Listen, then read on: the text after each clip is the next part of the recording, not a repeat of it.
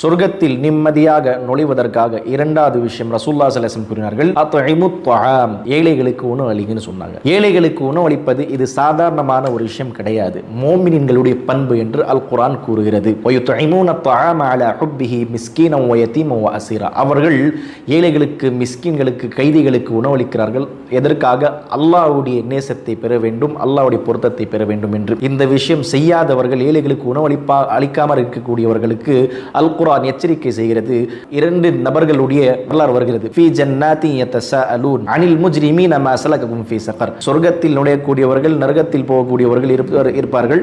இரண்டு பேர் மத்தியில் சொர்க்கவாதிகள் கேட்பார்கள், எந்த விஷயம் உங்களுக்கு நரகத்தில் தள்ளியது என்று கேட்கும் பொழுது அவர்கள் கூறுவார்கள், நாம் ஏழைகளுக்கு உணவு அளிக்கவில்லை என்று. அல்லாஹ் தஆலா எனக்கும் உங்களுக்கும் அந்த ஹதீஸுடைய இரண்டாவது விஷயத்தை எடுத்துக்கொண்டு அமல் செய்து சொர்க்கத்தில் நிம்மதியாக நுழைவதற்காக பாக்கியத்தை தந்துல் புரிவானாக. அஸ்ஸலாமு அலைக்கும்.